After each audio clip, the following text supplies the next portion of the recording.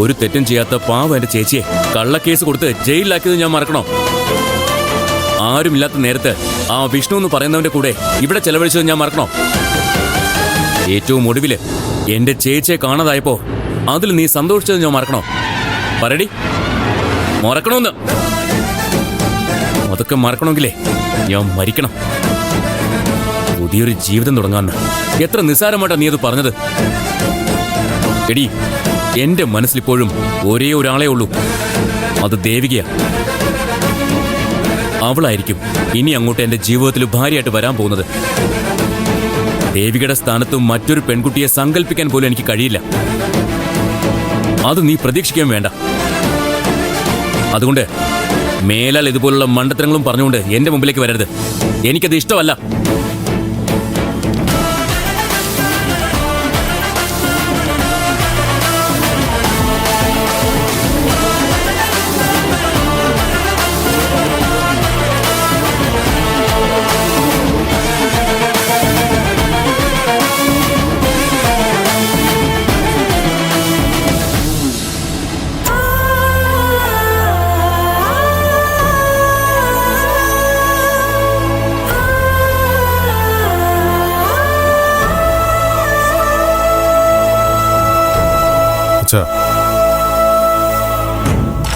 ഞാനൊരു കാര്യം പറഞ്ഞാൽ അച്ഛൻ സമ്മതം തരാതിരിക്കരുത്.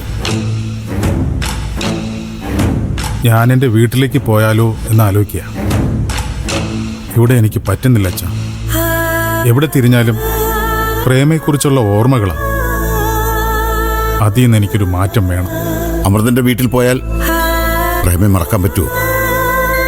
അതില്ല. പിന്നെന്തിനാ പോകുന്നേ? മോനെ, നീ ഇവിടെ തന്നെ വേണം. ആരും എങ്ങോട്ടും പോകുന്നില്ല. പ്രേമ തിരിച്ചു വരും മോനെ. ഇത്രയും ദിവസമായില്ലേ, ഒരു വിവരം പോലും ഇല്ല.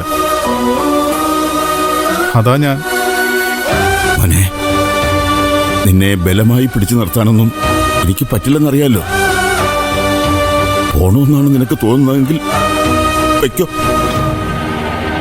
പക്ഷെ അതോടെ പെട്ടുപോകുന്നത് ഞാനായിരിക്കും. മോനെ, നീ ഇവിടെ ഉള്ളതാ ഇപ്പൊ എനിക്കൊരാശ്വാസം. നീ പോയാൽ ഞാൻ തനിച്ചാവും. കുഞ്ഞളിയനില്ലേ അച്ഛാ? എല്ലാരും ഉണ്ട്. അതൊന്നും പക്ഷേ നിനക്ക് പകരമാവില്ലല്ലോ. ഞാൻ ഒരിക്കൽ പോലും എന്റെ മരുമകനായിട്ടല്ല നിന്നെ കണ്ടിരിക്കുന്നത്, എന്റെ മകനായിട്ടാ. അങ്ങനെയുള്ള നീ പോയാല് പോണ്ടെന്നേ ഞാൻ പറയും. ഇനിയല്ല നിന്റെ ഇഷ്ടം. ഇല്ല അച്ഛാ, ഞാൻ എങ്ങോട്ടും പോകുന്നില്ല. ഞാൻ കാരണം നിങ്ങൾ ആരും വിഷമിക്കണ്ട. ഒന്നും മാറി നിൽക്കണമെന്ന് തോന്നി പറഞ്ഞു. ആ തീരുമാനം ഞാൻ മാറ്റിയാണ്. ഇനി എങ്ങോട്ടുമില്ല.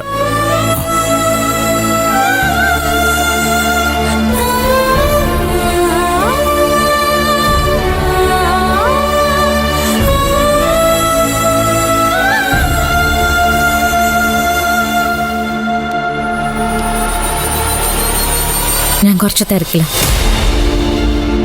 എന്നിട്ട് സമയം ഉണ്ടാക്കി വന്നത് നിങ്ങൾ വിളിച്ചോണ്ട് മാത്രം. ഇങ്ങോട്ട് വന്നില്ലെങ്കിൽ അങ്ങോട്ട് വരുമെന്നായിരുന്നല്ലോ ഫോണിലൂടെ പറഞ്ഞത്. അതൊഴിവാക്കുന്നതാണ് നല്ലതെന്ന് എനിക്ക് തോന്നി. എന്റെ കുഞ്ഞിപ്പ ജീവിച്ചിരിക്കുന്നത് ദേവിക കാരണം. എന്റെ കുഞ്ഞിനെ രക്ഷിച്ചതിന് ദേവികയെ നേരിട്ട് കണ്ട് നന്ദി പറയണമെന്ന് തോന്നി. അതാ ഞാൻ വന്നത്. നന്ദി ശ്രുതിമോള് പറഞ്ഞിരുന്നല്ലോ പൊന്മുടിയിൽ വെച്ച്. കൂടാതെ വിശാലും പറഞ്ഞു. ഞാൻ അവളുടെ അമ്മയല്ലേ. സ്വന്തം കുഞ്ഞിന്റെ ജീവൻ രക്ഷിച്ച ഒരാളെ കണ്ട് നന്ദി പറയേണ്ടത് എന്റെ കടമയല്ലേ ദേവികെ?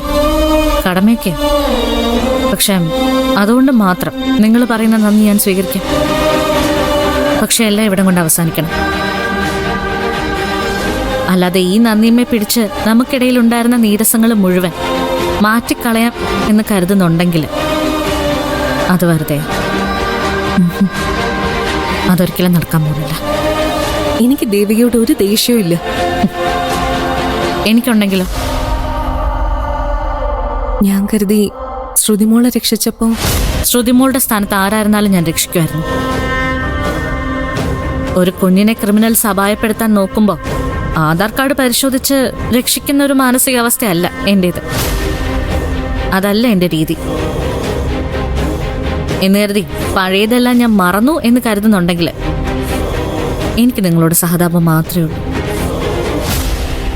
അങ്ങനെ പെട്ടെന്ന് മറക്കാൻ പറ്റുന്ന തെറ്റല്ലല്ലോ നിങ്ങളും ഡോക്ടറും എന്നോട് ചെയ്തത്, ആണോ? വേറൊന്നും പറയാനില്ലെങ്കിൽ നമുക്കിത് ഇവിടെ വെച്ച് അവസാനിപ്പിക്കാം. പോയിട്ട് എനിക്ക് തിരക്കുണ്ട്. ഇനി ഒരു കാരണവശാലും തമ്മിൽ നമ്മൾ കാണാതിരിക്കട്ടെ. അതിനുള്ള അവസരം കാലമായിട്ട് ഉണ്ടാക്കി തരാതിരിക്കട്ടെ.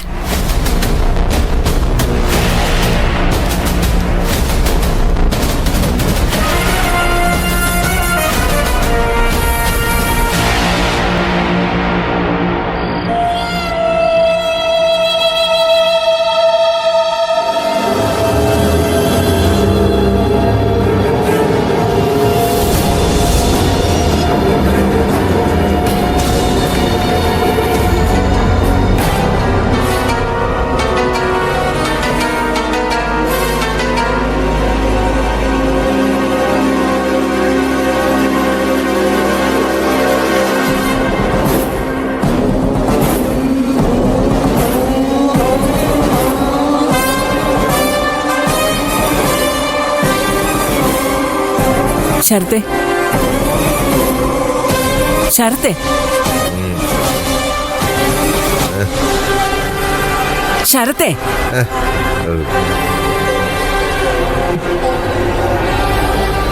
ശരത്തെ എണീക്കാൻ.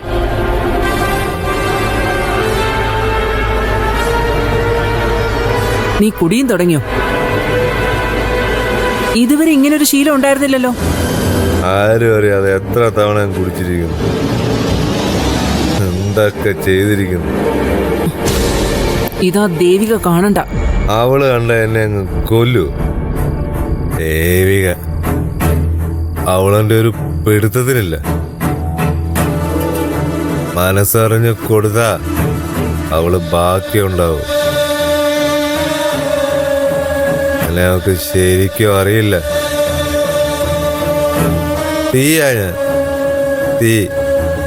ശരത്തെ, ശരത്തെ എണീക്കാൻ. എടോ എഴുന്നേക്കാനാ പറഞ്ഞേ. ശരത്തെ.